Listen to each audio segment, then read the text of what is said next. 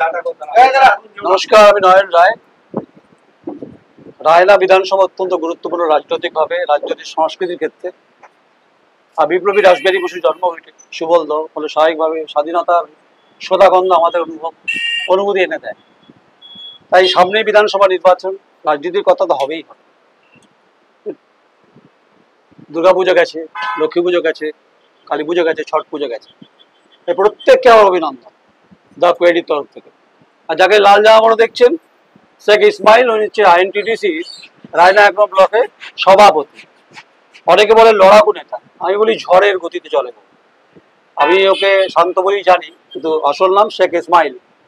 অভিনন্দন আপনাকে, আপনাকেও, কারণ আপনার লড়াই অত্যন্ত ভয়ঙ্কর রাজনৈতিকভাবে। বিরোধীদের ক্ষেত্রে আপনাকে লড়তে হবে, কারণ এসআইআর ইস্যুতে যেভাবে কার্যত আক্রমণ বিরোধীরা করছে, বিশেষ করে বিজেপি বেছে বেছে আইডেন্টিফাই করা হচ্ছে, এটা একটা বড় বড় ভূমিকা আপনাকে মোকাবিলা করতে হবে।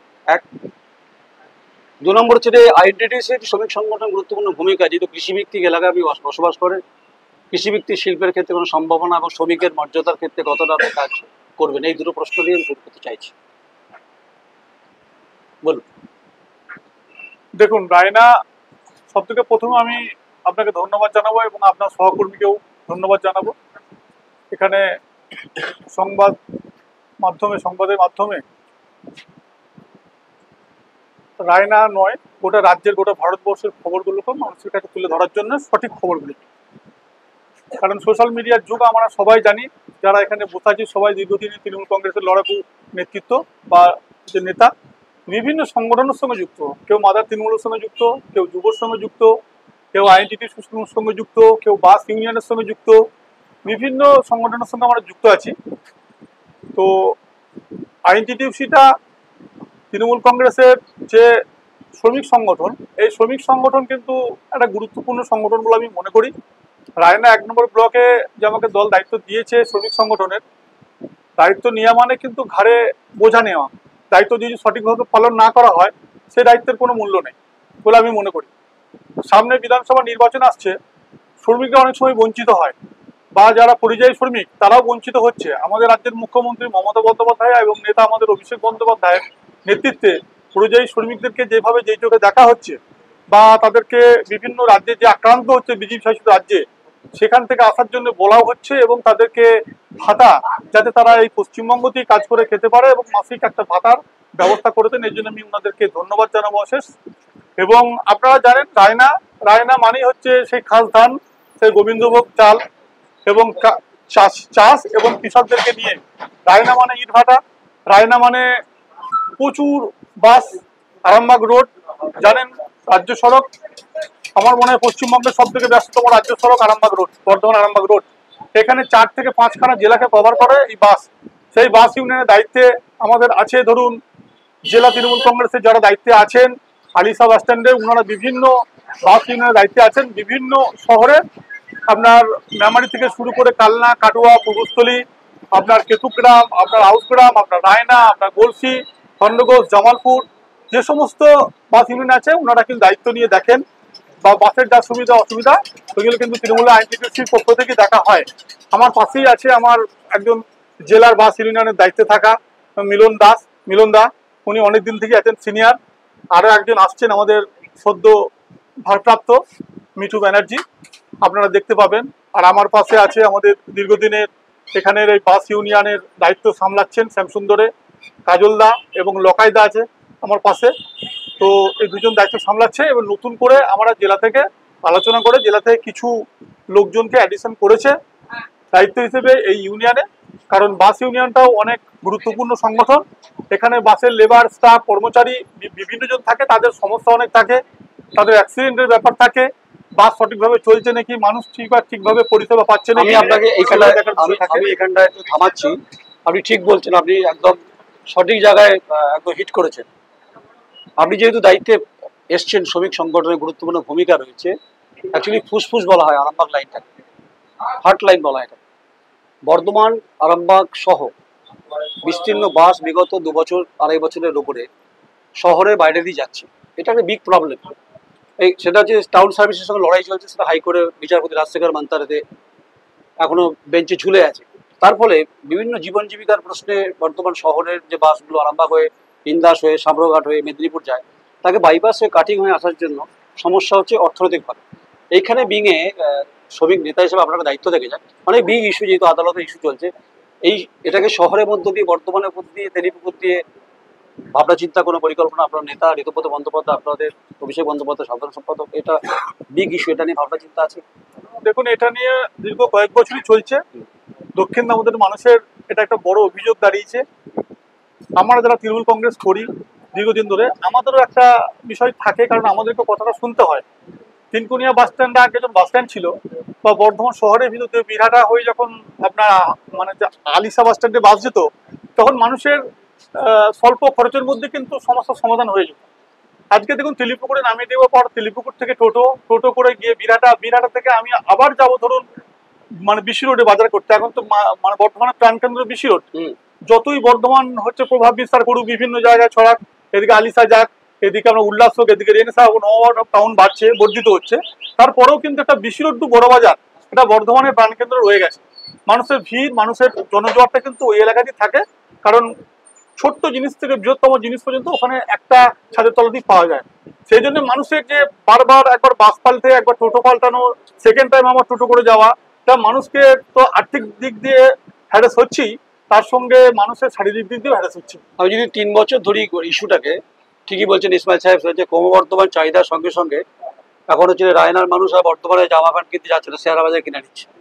এটা অর্থনৈতিকভাবে ক্রমবর্ধমান চাহিদার সঙ্গে বাজারের যেটা গুরুত্বপূর্ণ ভূমিকা, সেটা ক্ষতিগ্রস্ত হচ্ছে। এটা আপনার অনেক বড় রোল, এই ভূমিকা আপনাকে পালন করতে হবে, কারণ এটা আমিও বহুবার সংবাদ করেছি। আপনি ঠিক বলছেন যে দুটো টোটো পাল্টালে মেহনতি মানুষ, শ্রমজীবী মানুষ, ছাত্রছাত্রী, শিক্ষার সব প্রশ্নে কিন্তু বর্ধমান শহরকে কানেক্ট করতে হয়। এটা একটা খুব বড় সমস্যা।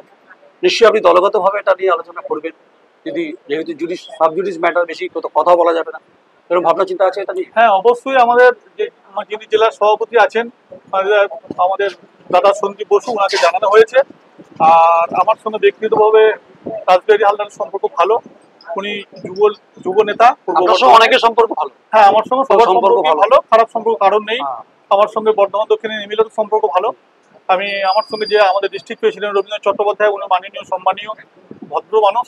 এবং আমাদের গুরুদেব হচ্ছে রাজনৈতিক চাণক্য স্বপন দেবনাথ, আমাদের জেলার গার্জেন, ওনার সঙ্গে সম্পর্ক ভালো। আমরা সবাই মিলে এই আপনার দক্ষিণ দামোদরের এই বিষয়টাকে, ইস্যুটাকে তুলে ধরেছি। ওনারা ভাবছেন, ওনারা যদি আমাদের নেতা অভিষেক বন্দ্যোপাধ্যায়, আমাদের নেতা আপনার ঋতুব্রত মানে হচ্ছে ব্যানার্জি আছে, আইনটিসি চেয়ারম্যান অল ওয়েস্ট বেঙ্গলের, ওনাদের কাছে বার্তাটা পৌঁছানো হয়েছে। আমি আমার জেলা সভাপতি সন্দীপ বসুকেও বলেছি এই বিষয়ে যাতে নজর দিয়ে ব্যাপারটা দেখা হয়। আপনার সঙ্গে যেহেতু সম্পর্ক ভালো, ঠিক, আমি ঋতুব্রতকে ব্যক্তিগতভাবে চিনি, যখন ছাত্র আন্দোলন করতো, এখন রাজ্যসভার এমপি, আমার সঙ্গে যোগাযোগ হয়, কথাবার্তা। আমিও এই আপনার সঙ্গে আমি একমত। এই লড়াইয়ে যদি আমাকে মনে হয় তার তৈরিকে, আপনি আমাকে পাশে পাবেন। আর বিরাট একটা মানুষের আর্থসামাজিকের ক্ষেত্রে আমাকে পাবেন। আচ্ছা, আজকে ইসমাইল সাহেব, আমি শ্রমিক সংগঠন নিয়ে আসছি, আজকে অন্যান্য প্রশ্নে যাচ্ছি না, তবু তার মধ্যে দু একটা প্রশ্ন করতে ইচ্ছা করছে। দামোদরের পারে বেশ হাওয়াটা দক্ষিণে বয়, তো ভালোই লাগে। কিন্তু এই কাটা ক্রমশ যে রোহিঙ্গারা অনুপ্রবেশের প্রশ্নে বিজেপি যেভাবে পুশব্যাক করতে চাইছে, কথা বলতে চাইছে, আর পিছন থেকে বামপন্থীরা উকি মারছে যে এই বোধহয় ব্যাপারটা হয়ে যাবে, এইখানে আপনার বড় ভূমিকা রয়েছে। যেহেতু আপনি মাদার পলিটিক্সটা করেনও, তাই আপনাকে আমি ব্যক্তিগতভাবে চিনি, আপনার ঝড় সম্পর্কে আমার আইডিয়া আছে। এই যে একদিকে রোহিঙ্গা, একদিকে অনুপ্রবেশ, একদিকে এসআইআর, একদিকে বামপন্থীদের ভূমিকা, এই ক্ষেত্রে আপনার শেখ ইসমাইলের ভূমিকা? দেখুন, সব থেকে প্রথম আমি ভারতবর্ষের নয়, ভারতবর্ষের তো অনেক বড় ব্যাপার হয়ে গেল।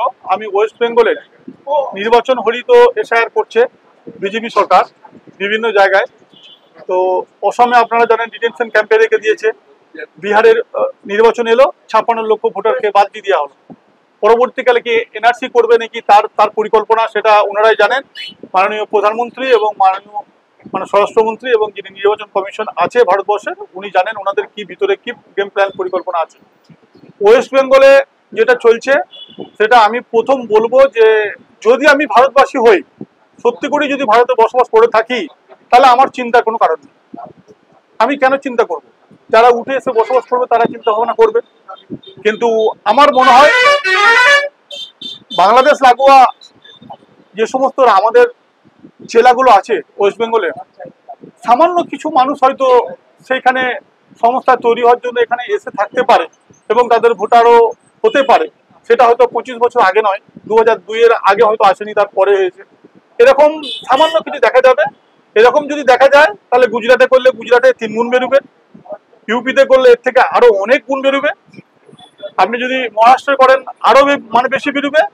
কারণ বিভিন্ন রাজ্যতে এগুলো বেরোবে, কারণ ভারতবর্ষ একটা জাতি ধর্ম নির্বিশেষে বাস করে।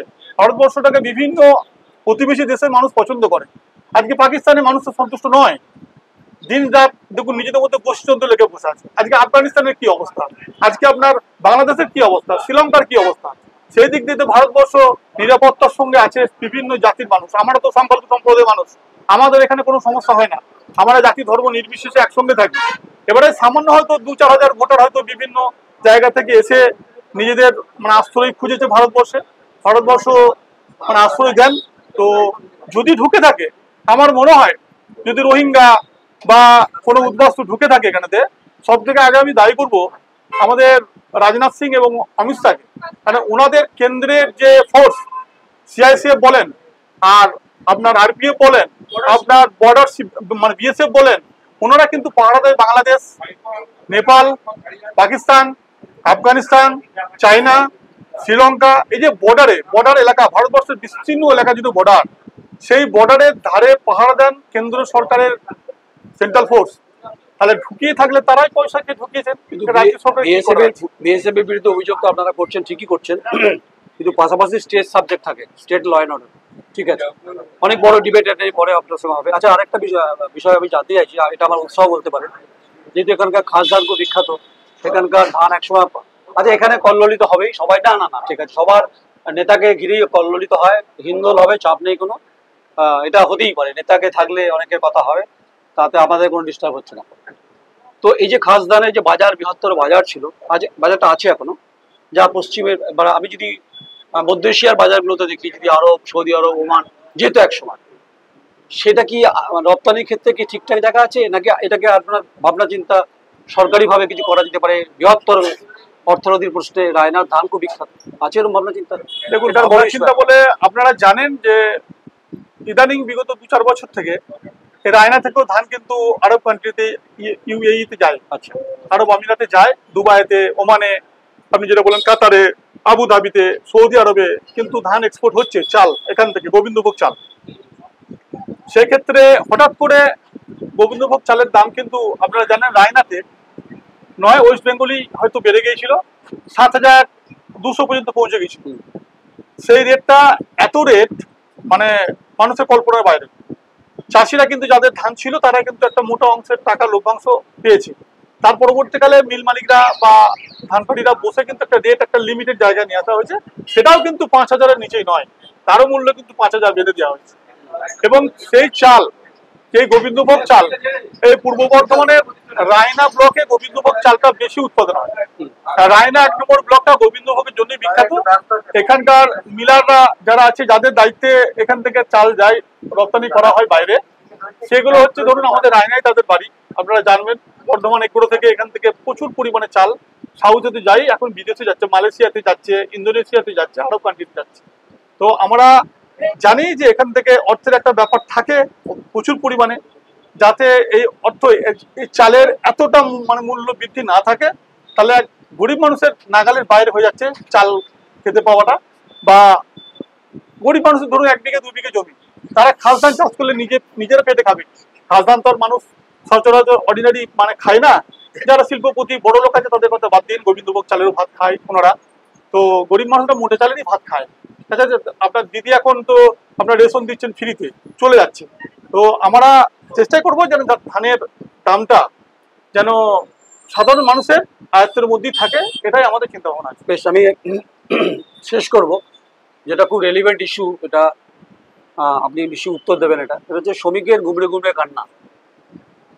আতস কাচের তলায় প্রতিদিন তাদেরকে ছাঁকা হয়, ফিল্টারে ছাঁকা হয়। বহু শ্রমিক নেতা, শ্রমিক সংগঠন তারা কথা দেয় কিন্তু কথা রাখে না। আমি আপনাকে ব্যক্তিগতভাবে চিনি বলি কথাটা প্রশ্নটা করছি আপনাকে। এই যে আতস কাচের তলায় পড়ে থাকা শ্রমজীবী মানুষ এবং কৃষক এবং যারা শ্রমিক, তাদের গুমড়ে গুমড়ে কান্না, এখন আর ফ্যান ভাত কেউ খায় না। এই শ্রমিকের মর্যাদার ক্ষেত্রে, গুরুত্বপূর্ণ অর্থনৈতিক ভূমিকার ক্ষেত্রে বিং এ আইএনটিটিসি আপনি ব্লকের সভাপতি হিসাবে আপনার একটা বিরাট বড় দায়িত্ব রয়েছে। এরকম মানে যদি শ্রমিকের কান্না শুনতে পান, আতস কাজে তলায় তারা পড়ে আছেন, তাদেরকে চিহ্নিতকরণ করা হচ্ছে না, সেখানে শেখ ইসমাইল এগোবে? দেখুন, আমার তো ভূমিকা থাকবেই। দেখুন, আমরা তো রাজনীতি করছি দীর্ঘদিন ধরে, আপনিও জানেন, এখানে সবাই আছেন, সবাই পুরনো দিনেরই মানুষ এখানে আছেন, তৃণমূল কংগ্রেসের লড়াকু নেতৃত্ব। শ্রমিকদের প্রতি তো দয়া, শ্রমিকদের প্রতি ভালোবাসা, শ্রদ্ধা, এটা কিন্তু থাকতে হবে। তৃণমূল কংগ্রেস, আমাদের মামাটি মানুষের নেত্রী মমতা বন্দ্যোপাধ্যায়, উনি নিজে কিন্তু রাস্তার শ্রমিকদের পাশে দাঁড়ান।